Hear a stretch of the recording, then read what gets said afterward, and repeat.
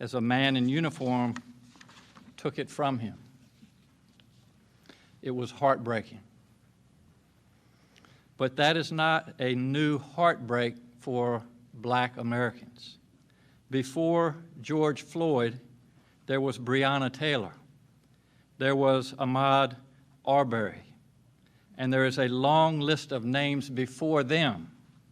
People killed because in America, the color of their skin means that they are treated differently.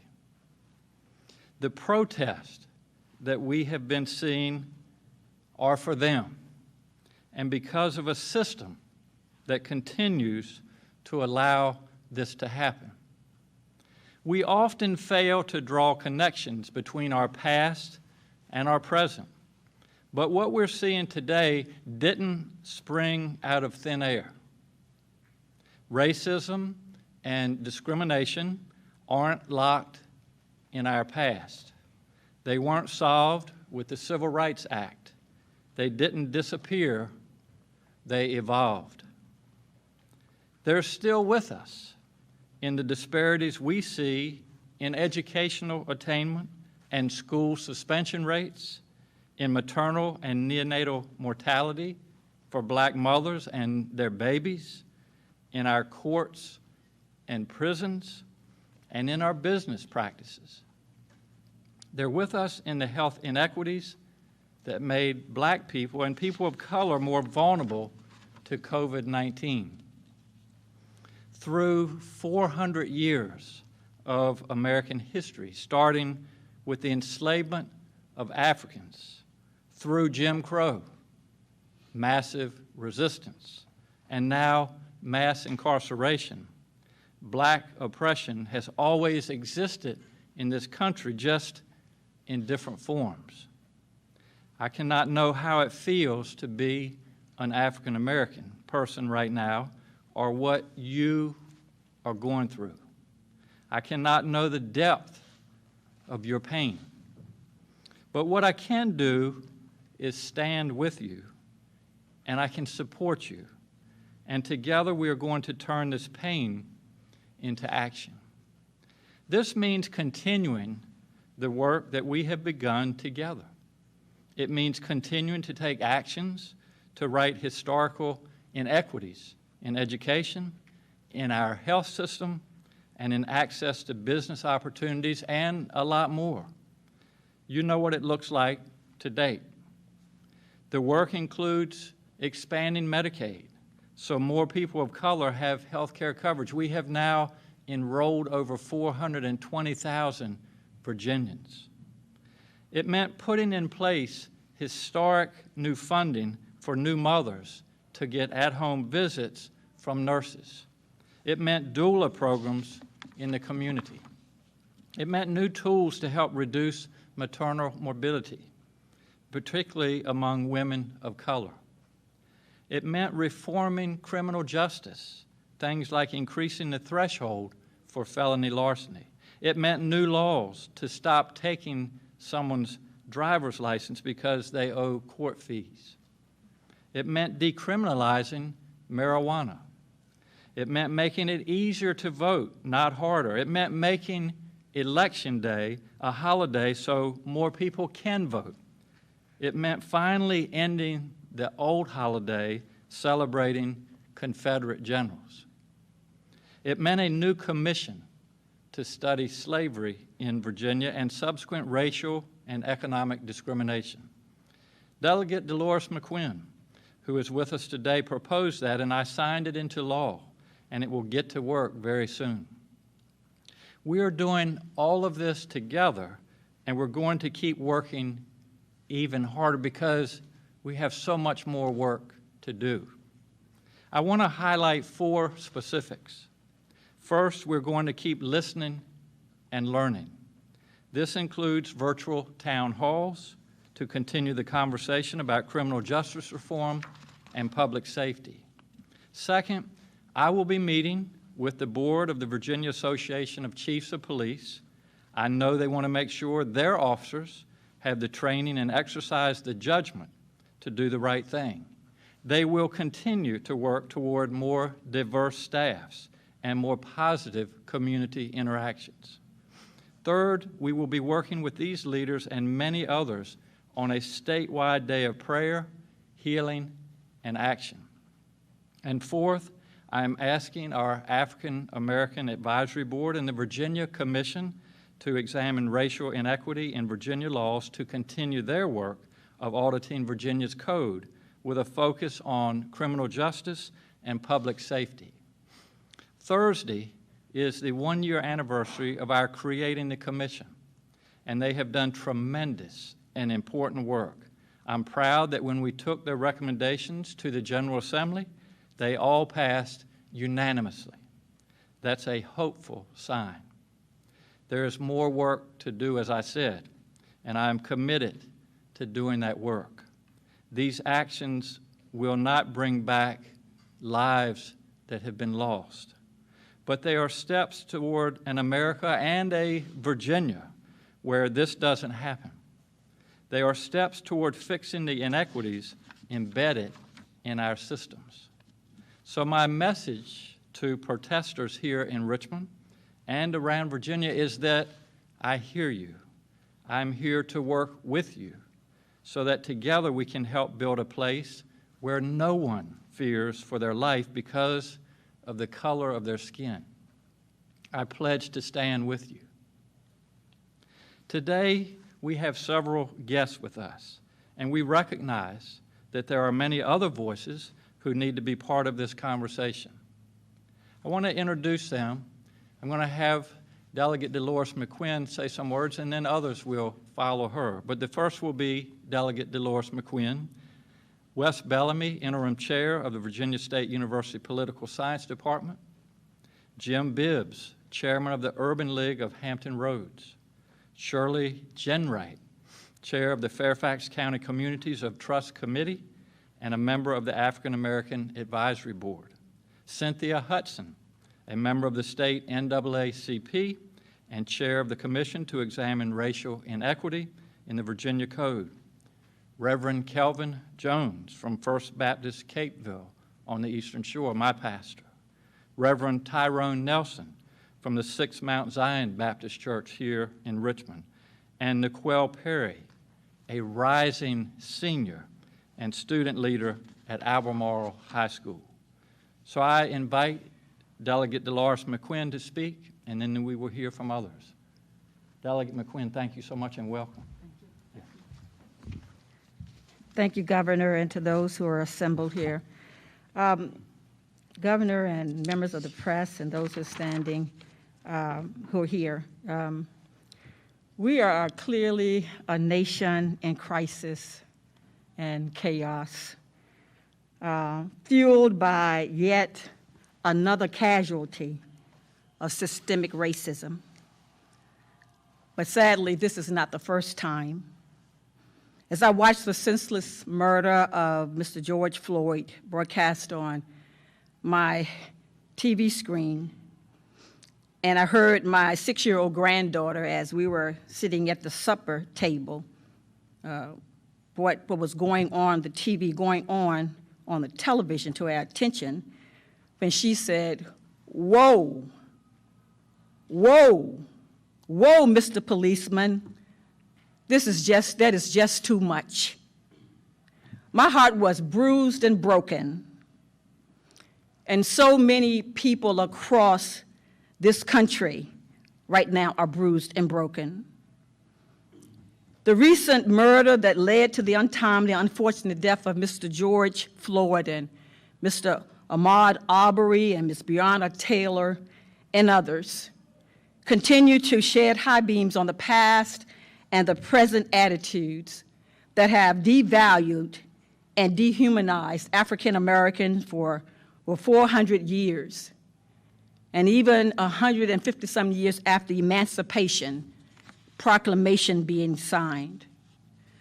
I want to say to the governor that first, I am so grateful for his leadership in an effort to just begin to heal the wounds of systemic racism in Virginia.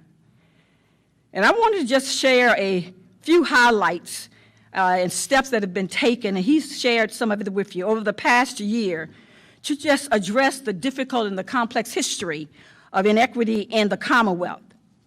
What he realized, and him and I had many conversations about this along with others, realized that we must tell the full and the true story of the inequities that have resulted from over 400 years of discrimination. Racial discrimination and systemic racism that has been legalized and institutionalized and sanctioned and sanitized throughout this country. Now is the time for us to deal with it head on. But Governor Northam was dealing with these hard issues even before the national crisis last week.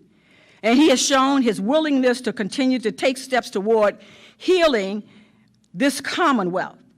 And we all realize that we must sit at the table with him and come up with concrete strategies to reform the structures that created and maintain racial inequities. After we march, we plan, and we take steps necessary to effectuate positive change. I am proud to say that the 2020 General Assembly looked at some of the recommendation and repealed each and every one that was old discriminatory laws that was on the Governor Northam signed that was on the books. And also during the 2020 General Assembly, when I introduced House Bill 1519, which established a commission to finally spend time studying slavery and Jim Crow, the Black Code, and massive resistance, and the impact that this has had on the Commonwealth of Virginia. He signed that bill and fully funded the commission to do this difficult work and to make recommendations on ways to move forward with addressing the real issues of inequities that still plague this Commonwealth.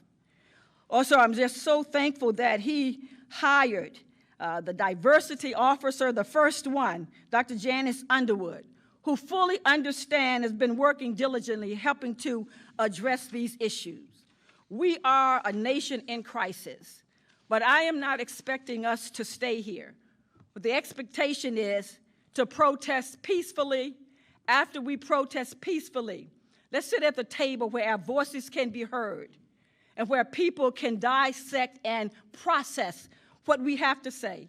Let's get to work to make a difference, and so that for the next generation, the 6-year-old granddaughter that I have and my little adopted son, Mr. Skyler, that that generation of young people will live in a better America, a better society, and a better Commonwealth. Thank you again, Mr. Governor.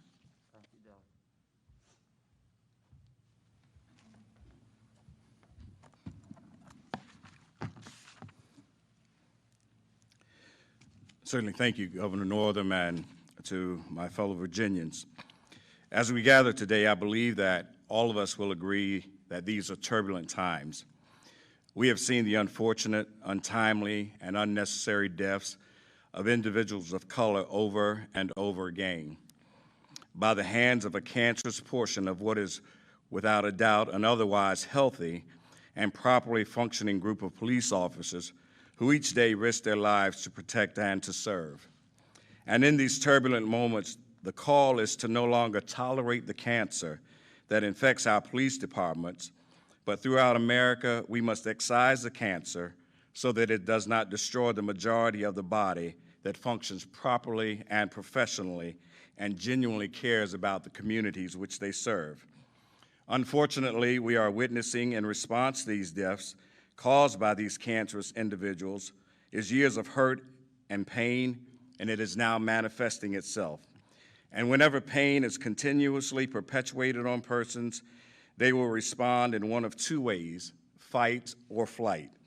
And for some, they feel they have run too long. They feel their grandparents have run. They have seen their parents run. They have recently seen their peers run, and some of them have even had to run. But the pain has worn them down and they can no longer run. They feel their only response now is to fight, a response which is often misunderstood. But if you have never been cornered and only privileged, it's difficult to understand the pain or the response. But let's be clear and do not get these persons confused with those who have deleterious intentions. And parenthetically, I would like to say to the looters and rioters who are merely being opportunists and hiding behind those whose pain is real and authentic, you are not honoring the life of George Floyd. You are not honoring the real struggle of racism that is eating at America and Virginia. What you are doing is deterring the efforts that could be used to identify and eliminate systemic racism in every place that it rears its ugly head.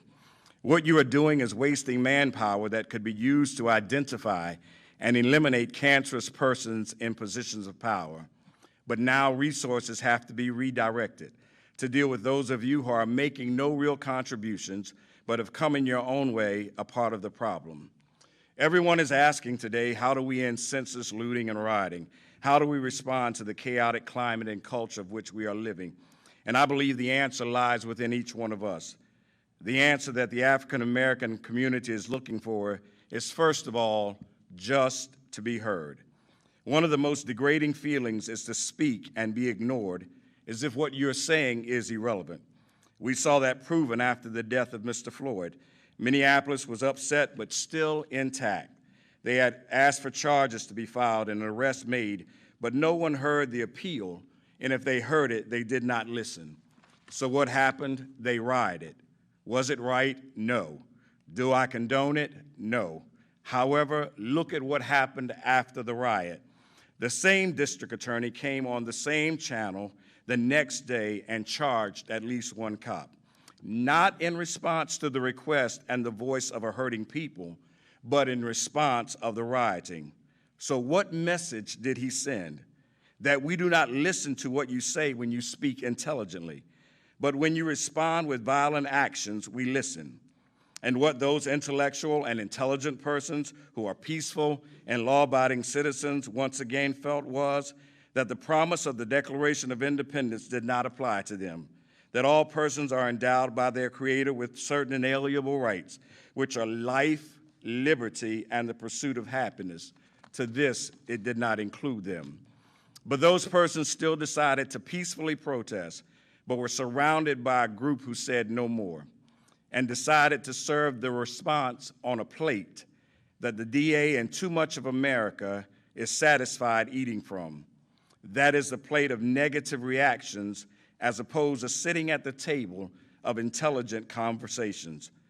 The other thing African Americans are looking for was best demonstrated as I watched a group of white females in Louisville, Kentucky, lock arms and say to the police and to the world, if you want to get to them, you must come through us. They were saying if you won't listen to them as they speak alone, maybe you will listen as we stand together with them. Wouldn't it be nice if we could see our leaders lock arms and say, you've got to come through us? African Americans want to hear and see European coworkers say to their counterparts that we don't stand behind you, but we stand with you as African Americans. They want to see, African Americans want to see their friends not only say it to them privately that you are a good person, but say it to the world publicly, irregardless of the company you are in. Because what you're saying then is what you say to my African American brother and sister, how you treat my African American brother and sister, and what you do to my African American brother and sister is what you do to me. One of the most painful things to experience is someone that says they are with you, that in times of adversity they hide. Peter in the Bible just promised the Lord that in private that he would never leave his side. But when the enemy came, he hid himself and stood not with him but afar off and said, I don't know him. Today, the challenge to Virginia and the rest of the world is, during these turbulent times, will you speak truth to power? Will you stand as leaders united and open, not as Republicans or Democrats, not across the aisle, but in the aisle, united arm in arm, speaking ever so boldly, not in word, but in actions? Will you say that we are one, irregardless of color? What will you say as leaders to the constituents who voted for you at this turbulent time? And for each one of us, we need to be mindful that it was not just one race that elected us. Virginia, in these times of adversity, what will we do? Will we say, I don't know them? Or will we acknowledge the word of the Creator that we are our brother's keeper? My response and your response will be remembered and recorded in history. So ask yourself, what side of the page as Virginians will we be on? The response of our leaders today will determine where Virginia goes from here. Will we be one nation, under God, indivisible, with liberty and justice for all, or will we be the house divided that will not stand? I believe today that Virginia is greater than hate. I believe that Virginia has the capacity to move beyond systemic racism. Let us stand tall and live out our mantra that Virginia is for lovers.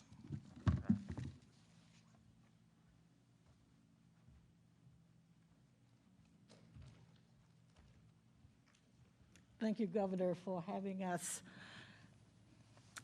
I'm Shirley Ginwright, and I represent the Fairfax County Communities of Trust Committee, and I'm also a member of the African American Advisory Board. But my experience goes back with Dr. Martin Luther King when I marched with him, so I'm probably one of the oldest ones in the room. And a lot of the things that I'm seeing now are the things that we fought for then, the racism and to be included. We didn't have the riots, but Dr. King did say that the riots are the voice of the unheard. We talk about listening. We don't listen. We don't listen to the Black voices. But we definitely need to listen to the young people who are on the street fighting for justice. That was me during Dr. King and the Civil Rights Movement. The young people fighting. So why are they fighting for the same things now? The legislations haven't changed. Recently, we had elections. Commonwealth attorneys were hired that was fighting for criminal justice reform. Unfortunately, I saw a lot of law enforcement officers fighting against that. Why isn't it that they want the criminal justice system to be reformed? Governor, thank you for signing the decriminalization of marijuana bill, because so many of our students and our young Black men and women were getting caught up in the criminal justice system because of marijuana, something that wasn't killing them. But here was another expense that they could not afford. We have to change our laws. When the rioting is over, when the smoke has cleared, we cannot go back to business as usual. We have to make our legislators accountable. We have to change the books. We have to be there so the next generation will not go through the same thing that we're having to go through now or that we went through 50 years ago. So I'm asking you to stand up. To my white sisters and brothers, stand with us, not behind us. Walk with us. Let your voice be the true voice. You can help make a difference. To my Black brothers and sisters, let your voice be heard through your vote. We have no obligation to someone to stay in a position the rest of their lives. If they don't support the issues that you want, vote them out. We have elections coming out. I would like to see as many of you vote as you are marching. Thank you so much. Thank you, Mr. Governor, for having me. As you said earlier, my name is Naquel Perry Jr., and I'm a rising senior at Albemarle High School located in Charlottesville, Virginia. I am a part of a student equity group called SEAT, which stands for Student Equity Advisory Team, and we pride ourselves on being anti-racist. One thing that I want to say is, to all the kids that are watching, we are the future. Our voice needs to be heard, and we need to come together now more than ever. We need everyone, any race. We need everyone to make this thing bigger and to help us.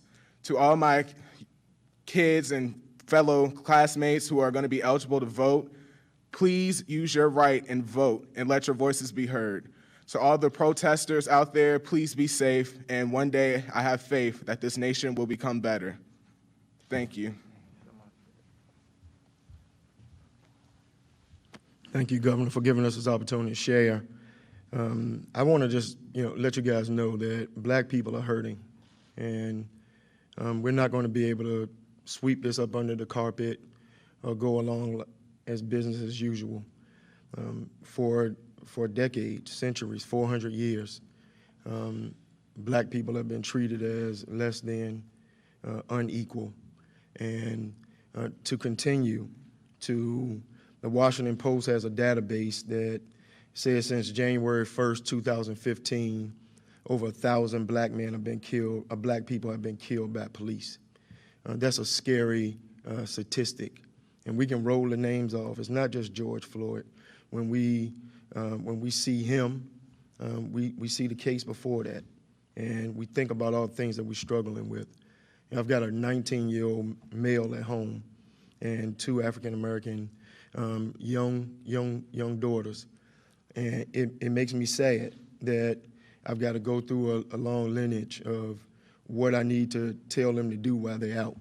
You know, put your driver's license in the side, put your registration down on the side, try not to move much. I'm telling my son that all the while I have to do this my own self, and my daughters and my wife and my parents, and it gets old. And so when you see the frustration, there's a text in the 19th chapter of Luke. I'm a Baptist preacher, so forgive me. Verses 41 and 42, it talks about Jesus weeping, that Jesus saw the city and was frustrated and began to show emotion. This is where we are right now. And this is our time to deal with our feelings about what is going on in the world. My hope is for those who are who don't understand, and try to have some empathy. Help us do something about it. You know, the text says Jesus wept, but he also acted, and that's my challenge. That's my hope.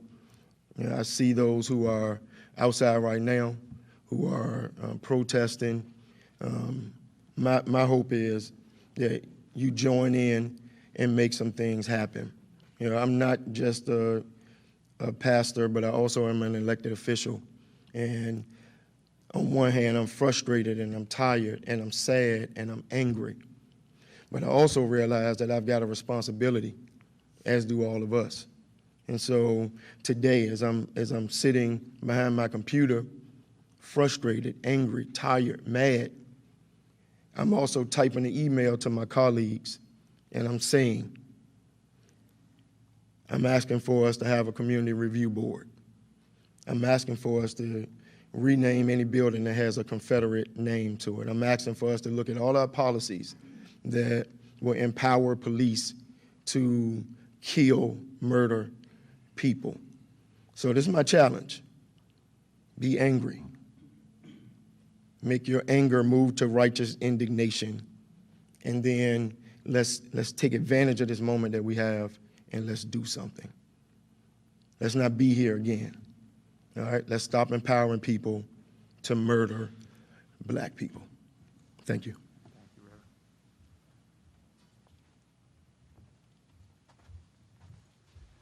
Good afternoon. I'm Jim Bibbs. I'm representing the Urban League of Hampton Roads. I'm the chair there. And I want to take a few moments just to talk about the unrest that's been in our nation. I think if we're all honest, this hurts us all, even to those who have no clue of what's going on. And there are people, believe it or not, today that have no clue still of what's going on. But they're hurting because they see the nation in unrest. One, I want to say thank you to the governor for having this conference today. Governor, thank you. Thank you, Governor, for the African Advisory Council that you have in place. Thank you. And thank you for hiring the Chief Diversity Officer and Dr. Janice Underwood. That is a beginning, and that was done well in advance of all that's happening. So, one, I believe Virginia is putting together a roadmap for the nation to follow under the leadership of Governor Northam. So I will say that first. Second, I will say I know that they have been working on legislation and revision of old laws that were undue or unusually challenging to African American people. I like to use different words, so if you catch me with that, please forgive me. But the foresight to do that, regardless of what the circumstances were, has put Virginia ahead of some of the other states within the country. So for that, we're good. And it's not done yet. They're not finished, There's a lot of work to go, but they are on the right track. And I am confident that with Dr. Underwood and people that are on her staff and some of the many others who are in the administration, I see Tracy DeSager over to the right, and I know I've seen a few other people in the hallways that I know here. I'm confident that Virginia will get there. But now for the unrest that's happening in our nation and in our streets, in our cities, these are the voices of the unheard. They're angry, they're mad, and they're frustrated.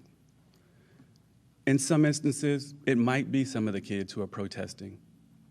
In some instances, it's not the kids who are protesting. In some instances, it's people from both extreme sides of the party who are wanting to come and create a different message. We can't have that happen. Our goal is to not lose the message. We need police reform.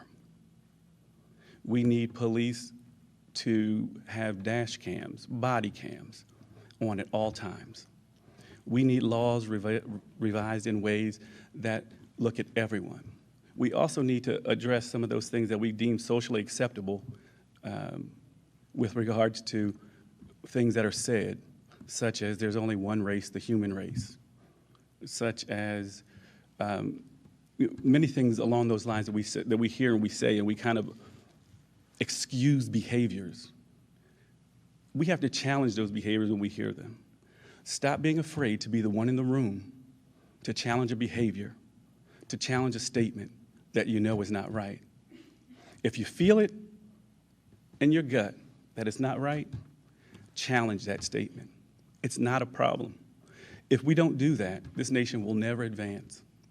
We have to stop right where we are today and say, it's going to be better, starting today, starting with me. I have a friend who is a staunch conservative from childhood. She wrote me a message, and she said, for the first time, her son is 21 years old in a military academy, 6'1", 195 pounds, strapping young buck. For the first time, she said, when he was going out the other day, she had to tell him to be careful. And when the door shut, she said she felt the pit in her stomach. She said it was something she never felt before. And she said that the first person she thought of was me. I don't know why, but she thought of me to reach out to me and say that she was sorry for some of the comments that she's made. And she understood for the first time that pit in her gut that African-American parents feel when their child walks out. She said she didn't have to have the full talk, but she had to have a talk for the first time. That's the beginning. Those are the moments that we're talking about. Challenge those moments. Make certain that what you're doing is for a better Virginia, a better community that you live in, and a better nation. Thank you.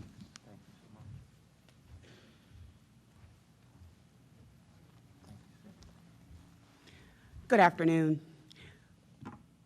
Much of what you've heard today is necessary to hear and to be said, and I won't repeat the sentiments.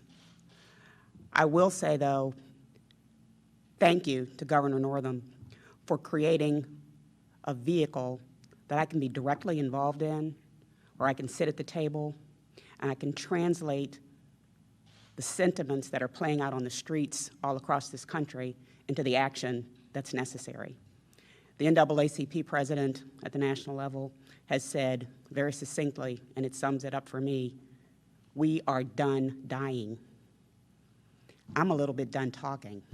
I want to act, and I appreciate having the opportunity to do that as chair of the Commission to Examine Racial Inequity in Virginia Law, and we're ready to get started.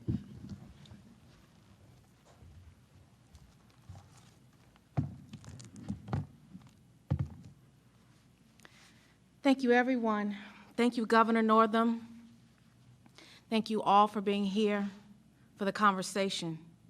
Governor Northam, your leadership and support are even more important now as we navigate the complex and complicated state of our country and our Commonwealth and determine how Virginia can lead the charge. All week, many of us have been in Zoom meetings or watching the protests, and we've been on the brink of breaking down, and we're angry I've wondered why the murder of George Floyd has been especially heartbreaking. And I realize that it's because we all witnessed, in effect, a 21st century version of a lynching. But similar to Eric Garner, I believe that we have all been so viscerally impacted because we all can't breathe. We're angry, but in the words of Cynthia Hudson, we're ready to act. So yes, this is painful for all of us, and it's painful for the Black community in particular because of our historical connection to lynching and as victims of violence at the hands of white people. And despite all of us, like so many others, I feel the world around us is simply waiting on the next news cycle to change, and we fear a return to ignoring white supremacy in plain sight. I weep and intercede on behalf of the Floyd family, and on behalf of your family and my family, and on behalf of every life that does not yet matter. I'm exhausted by being Black in America. I fear for my husband, who is just as tall and possibly as threatening to law enforcement as George Floyd was. I fear for my Black daughters and my father and my nephew and my nieces. Despite this very real fear and the overwhelming pain and exhaustion, I commit to standing with Governor Northam and everyone in this room and everyone behind us to dismantle institutionalized racism in the Commonwealth of Virginia. It is time to act. Are you with me? If so, let's work together and answer Dr. King's question in his last book, where do we go from here, chaos or community? It is in that spirit of Dr. King's last grand expression of his vision for us. We will share in the coming weeks how we believe we can be more proactive in how we address race and race relations in our state. COVID-19 was an unexpected threat that forced us to quickly rally our best leaders from diverse backgrounds. But COVID-19 is not the only institutional virus or the biggest public health crisis that we've seen in our nation. Institutional racism is. I am proud of the Health Equity Task Force and the Health Equity Working Group, but I'm also so proud of this administration and so many others who aren't even up here with us today, but who are doing the work. Just like COVID-19, systemic racism and race relations will also require a comprehensive team of diverse leaders willing to have courageous and brave conversations to evoke change. This is change that will be painful for some, but necessary to advance visible equity and inclusion. But I know we can do it because we've done it before. In one short year, we have already gotten the position of Chief Diversity Officer codified so that it is now a permanent position for every future governor's cabinet leadership. We have begun to frame the One Virginia Plan, a strategic plan for increasing diversity and inclusive excellence, and have engaged with more than 25,000 residents, faith leaders, and stakeholders to get input on the COVID-19 response. And during the 2020 General Assembly session, we passed the most historic equity legislation in the history of any administration in Virginia. These are all wins we can be proud about, but we know there is so much more work to do.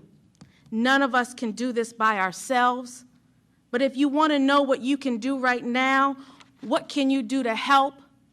Let's start by acknowledging that all of us are at different levels of understanding these racial dynamics, and especially for our youngest residents, our children. This may be the first time they are seeing such and experiencing such painful things. So helping our children, our friends and neighbors, requires a commitment to leaning, and I mean leaning, into our discomfort and privilege. These conversations will create emotions of confusion and defensiveness and guilt and anger and fear. But these are normal and necessary human responses. I ask you to listen to one another. We must treat each other with respect and listen to each other. Listen to your friend. Listen to your coworker. Listen to that relative or neighbor who needs to share their experiences or their pain because we are in so much pain.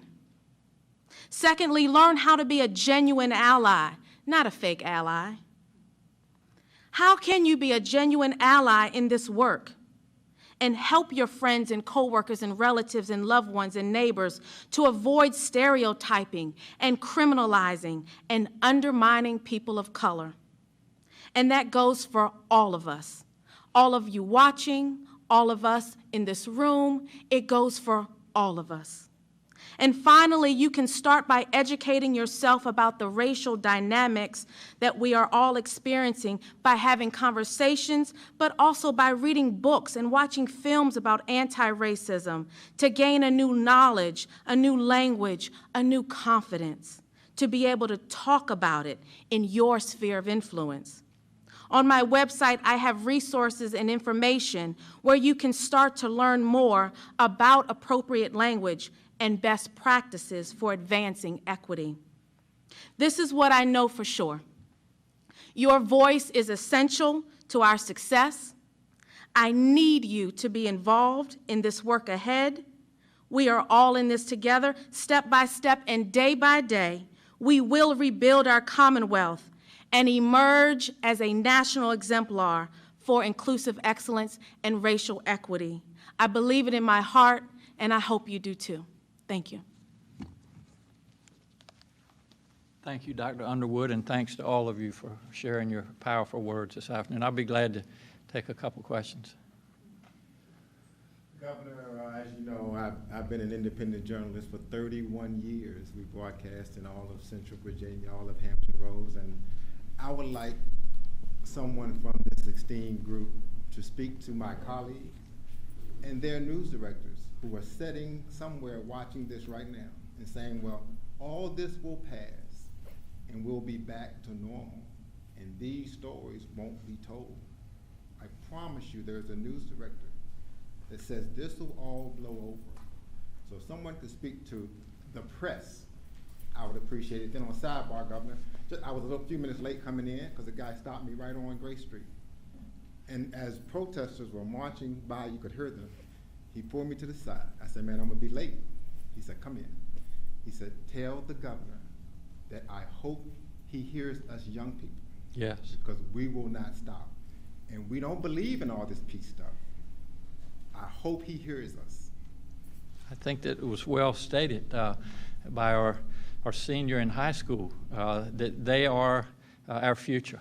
And this is all about their future and then their children and grandchildren. And so I just admire you for being here. Number one, your courage to stand up here and make that clear that we are here to listen to the young people. Delegate McQuinn, do you want to address the, maybe kind of, I will, maybe just what the message is, that what we plan to do, at least as legislators in this branch. Thank you. Yeah, thank you, Governor. Thank you, Governor.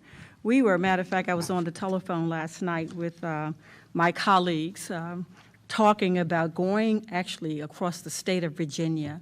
Like when last year we did Safe Virginia Initiative, but we want to do also looking at doing a Safe Virginia, not Safe Virginia, but a Virginia equity sort of, I guess, initiative where we'll go around Virginia having opportunities to have the discussions with the community. Now, COVID-19, I'm not sure how much we are going to do in terms of actually being in a place. Certainly virtual means is available for us. And then we have legislation that we are working on, again, that was passed. You know, I think that the importance of all of us understanding the institution of slavery, the Black Code, Jim Crow, and massive resistance is going to be essential to us moving forward. And many generations are here now who don't understand that. And they may have been raising the questions, why are they still talking about that old stuff? But the reality is that what happened then has a direct correlation to what is happening now.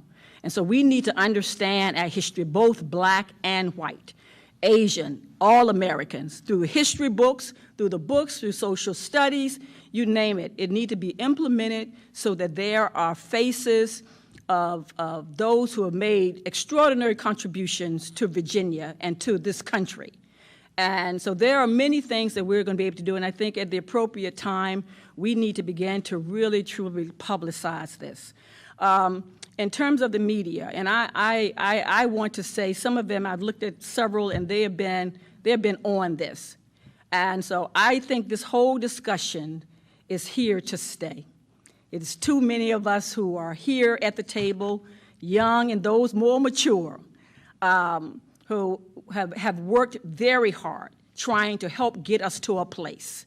And I've won. I started when I was 11 years old. I've been for 25 years trying to help address the issue of systemic racism. But I think we're at a place in this country now that we have declared no longer will we sit idly by and allow things that have happened in so many facets of our society. We are not going anywhere, and we want to get to a place where all of us can breathe. And the only way we can do that is to sit down at the table and get these things moved forward. Thank you. Governor, these protests started at least in Richmond on Friday, so I'm wondering why wait until today to address them? And also, when you spoke about steps moving forward, I didn't hear any specific criminal justice reforms, so I was wondering what specific changes you think need to be made in Virginia. Yeah, well, I think your first part of your question was the protest started on Friday. We have been involved, Kate. I have been working closely with our mayor, who was intending to be here this afternoon but had another commitment, as you probably are well aware of. We've been on the phone daily. We have been working with our leaders, really asking the question, why? Why are these happening? And then trying to recognize, all of us together, that this is real pain that people are experiencing. And working with law enforcement. As you know, we've also been working with our National Guard. We want to do everything that we can to allow people to express their opinions, to protest peacefully, but we also have to keep the peace. And we have done this in a stepwise fashion, as you have seen, and we will continue to do that. But I think the more important message, and you talked about criminal justice reform and what we're doing moving forward. I listed a number of things that we have worked on. We will continue to be on a listening tour. We will learn, and we will bring that back to make policy. I think you've heard a lot of our speakers this afternoon say that it's time to turn what we are listening to into action. And that's what I'm committed to doing. And I cannot speak for the entire legislature, but I know there are a number of them that are ready to come back here. We're going to come back here probably in August for a special session to deal with the budget. I am very confident that even between now and then, there will be pieces of legislation that are introduced. Some of them may be regarding criminal justice reform. There may be others as well, but we'll continue to listen and we'll take that into action and we'll move forward as a Commonwealth. May I just respond? Absolutely. One second. In the next 3 weeks, you will have a brand-new criminal justice commission. Many of the criminal justice issues that have been coming forth, back and forth to the General Assembly year after year, those things will be addressed. And I can promise you there will be a difference in terms of legislation and implementation of those things that we know can get passed through the General Assembly as we move to the next place.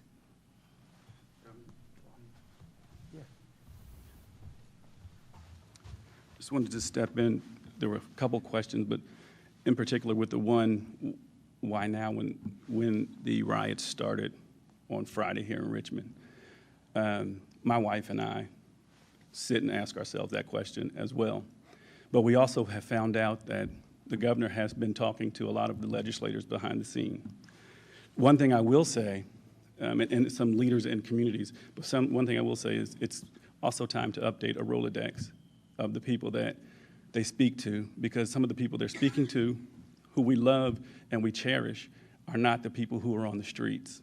So we need to make certain that when we're speaking to community leaders, it's not the tried and true traditional leaders. It's some of the younger leaders now who are out there. It's time to hand the baton over to a newer generation who's out there and who's making a difference in this, and this will not go away.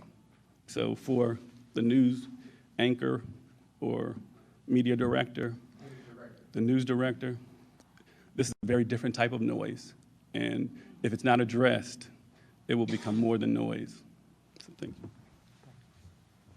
I wanted to ask you about the White House conference with the governors on Monday. I know I've read the transcript. Some of the president's rhetoric has been criticized by other governors. Can you talk about some of the things he said, like clamping down on protesters and using military force to stamp them out? What would be your response to that? Mel, the question was about the conversation with the president, and we were part of that conversation, and the message, regrettably, was not one of healing. It was not one of unity. It was one of divisiveness. And I regret that coming from the leader of the most powerful country in the world. There, you know, as a follow-up, Mel, as you know, part of the discussion was a request for our National Guard to go to Washington, D.C. I chose not to send our National Guard to Washington, D.C. For several reasons. Number one, it was not requested by the mayor of Washington, D.C. We have numerous scheduled protests and challenges right here in Virginia, and I thought it was in Virginia's best interest to keep our National Guard here.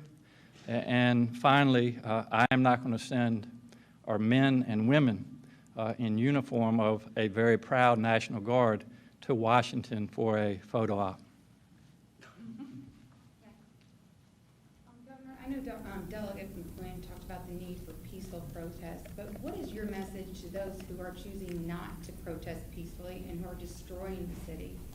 Well, I think you already heard some of that message, and I think from my perspective, people are angry, they're mad, and I guess an analogy, if it's okay, that I would use as a physician who has been with families when they've lost their children. A lot of times, well-intended folks will come up and say, I understand what you're going through. I feel your pain. Well, no, you don't, because you've never walked in their shoes. You've never experienced what they're experiencing. And so perhaps I'm not the best one to talk about the pain that people are feeling, but I think you've heard from these testimonials and powerful words this afternoon. And so I think we need to step back from the big picture, from the protesters, and certainly encourage them to be peaceful. But I think the bigger challenge, the bigger message is for people that look like me is to ask ourselves why. Why are they feeling this pain? And to listen. And when we listen, we learn. And then if our hearts are in the right place, then we can sit down, as Delegate McQuinn said, we can sit down at the table and in a civil manner move forward and take action to make our society better for our young folks and everybody else that's in the world with us. Do you think it's possible, though, that some of these people really are coming from out of town and their intentions are not, you know, for the right reason? I think it's fair to say that there are individuals out there who are exploiting the situation that we're in, and for that, we regret that and ask them to take their energy and their interests elsewhere. And Governor, I know you talk about listening to people who are out on the streets. I'm sure you can hear them there right now. And just looking at social media, I believe some of them would like you to be out there right now listening to them. I know Mayor Stoney was doing that a few hours ago. Would you be willing to go outside at the conclusion of this and speak with them and listen with them? Well, I would continue to reach out to folks and have a dialogue. I'm not sure right now is the best time for me to be out in the midst of that, but there are a number of reasons for that I won't get into. But I will tell you, I hope that they are able to listen to me, and I'm speaking as to my commitment and our commitment as an administration as we move forward and try to remedy some of the pain that people have been experiencing for 400 years now. Yeah, obviously this comes as we've been in this room talking about a pandemic for over 2 months. So with all of these congregate crowds persisting over the last several days, what are your conversations and are you concerned about the impact this could have 2 weeks from now on the pandemic, especially as people of color were already disproportionately impacted by the pandemic and the Commonwealth? Jackie, I am concerned from what I've seen, and obviously people are gathering, and we know that this virus is spread through the air. So I encourage folks as they are out protesting, number one, to do it peacefully, but also to remember that we are in the middle of a pandemic, COVID-19, and so we encourage the social distancing and the wearing of facial protection. Is there anything that you would advise for people that are leaving these protests? And because as we've said before, the masks can create a false sense of security. Still people are within 6 feet of each other, obviously. So for people that are participating in these protests, any specific advice for how they should act when they go home? Well, just to remember to keep themselves safe and also others, family members, and to follow the guidelines that we have been talking about. And as you know, we've ramped up our testing. That's available to many more people, and I would certainly say if someone feels like they have been exposed to COVID-19 or even has symptoms of COVID-19, that to please go out and see their provider and also to be tested. We are going to move on to our next phase, so Governor, if you have any final. No, again, just thank you all for listening this afternoon, and thank you for being part of the solution. As we have said, I think collaboratively together, now is the time to take action. And I am committed to leading that effort, and I have a whole lot of people that are willing to help. So let's not forget what we're seeing out there, why we're seeing it, and let's work together, as you've always heard me say, Virginia, the Virginia way. It's time for us to sit down, to listen to each other, and really to make policy that'll make it safer and more inclusive for all Virginians. So thank you all, and I'm going to take a quick break, and then we'll be back, and I want to make an announcement regarding moving into phase 2. So thank you all very much.